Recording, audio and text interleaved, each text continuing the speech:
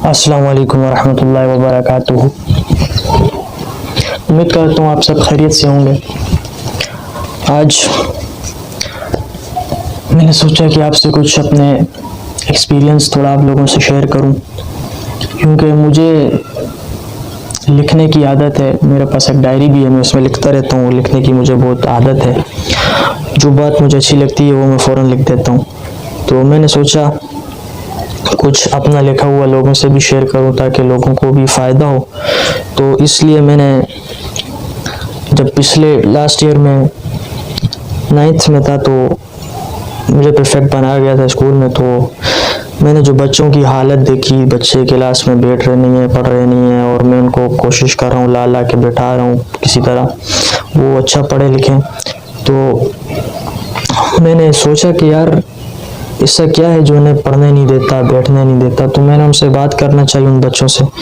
तो मैंने उन बच्चों से बात की तो उनका क्या कहना था। वो बच्चे ये कह रहे थे कि यार हम तो पढ़ना चाहते हैं, पिछले स्कूल में हम ऐसे थे और अभी भी हम चाहते हैं पढ़ें लेकिन हो नहीं पाता। तो मैंने सोचा इसी क्या वजह है, क्योंकि ऐसे बहुत से बच्चे थे जो ये चाह रहे थे कि यार हम अच्छा पढ़ना चाहते हैं और वक्त पे सब कुछ करना चाहते हैं लेकिन हमसे हो नहीं रहा, हो नहीं पा रहा हमसे। तो मैंने इसके बारे में सोचा कि यार आखिर ये क्या वजह हो सकती है, ऐसा क्या है जो इन्हें पढ़ाई से रोकता है और बैठने नहीं देता। तो मैंने अंदाज़ा लगाया और मैं इस नतीजे पे पहुंचा कि 3 वजह जो मेरे जहन में आई, इसकी 3 वजह हो सकती हैं। एक वजह ये है कि वो हर वक्त बोलते रहते हैं, ज़्यादा बोलना उनका, और उनका टीचर से बदसलूकी, टीचर की नाफरमानी। 2, टीचर की नाफरमानी और ज़्यादा बोलना और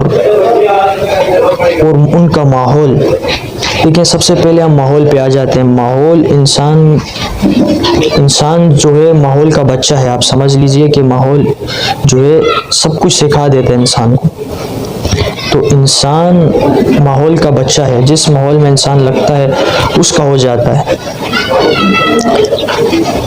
तो इन 3 बातों पर अगर आप अमल कर लेंगे, जिनमें सबसे पहले माहौल है, तो इंशाल्लाह आप कामयाब स्टूडेंट बन जाएंगे, कामयाब तालिब इल्म बन जाएंगे और कामयाब इंसान भी बन जाएंगे। तो सबसे पहले आप आज से ही अपने माहौल को चेंज कर दें। आप अपना जो सेटिंग अरेंजमेंट है, जिस जगह आप उठते हैं बैठते हैं, आपके दोस्त वगैरह, उन सब को आप बदल दें।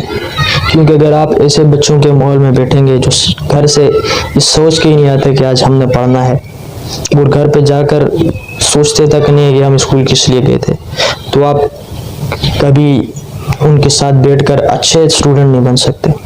अच्छे स्टूडेंट बनने के लिए आपको अच्छे लोगों की माहौल में रहना होगा, अच्छे स्टूडेंट के साथ आपको उठना बैठना होगा, और बुरे लोगों का आपने छोड़ना पड़ेगा। जैसे एक मुहावरा है कि खरबूजे को देख के खरबूजा रंग पकड़ता है। तो ऐसे ही इंसान के साथ है, इंसान जिस तरह के लोगों के साथ रहता है वैसा ही हो जाता है।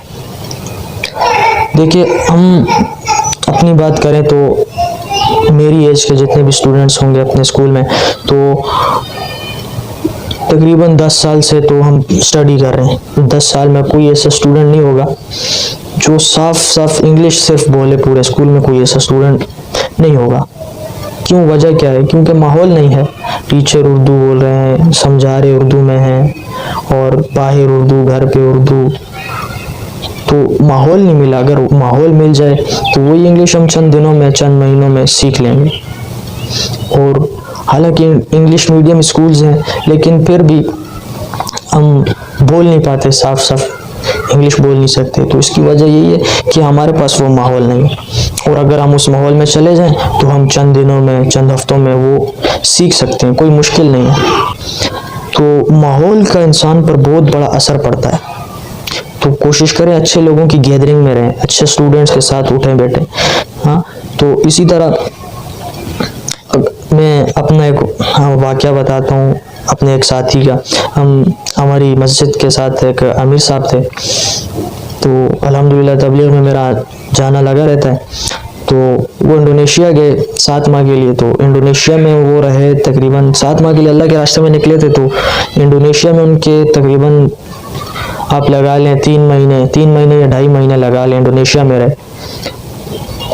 तो इंडोनेशिया में जब वो रहे 3 महीने या 2.5 महीने, तो उन 2.5 महीनों में उन्होंने इंडोनेशिया में रहकर इंडोनेशियन ज़बान के अंदर अपना बयान दिया।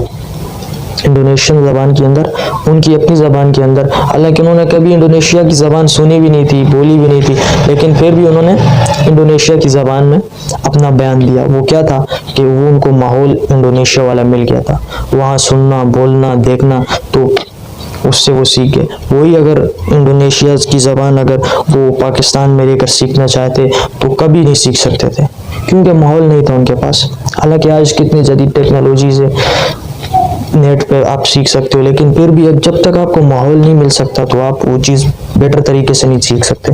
तो सबसे पहले आप अपनी सीट चेंज कर दें। आप जैसे कि बैक बेंचर्स होते हैं उनसे हट कर छोड़कर फ्रंट सीटर्स पे आकर आप बैठ जाएं।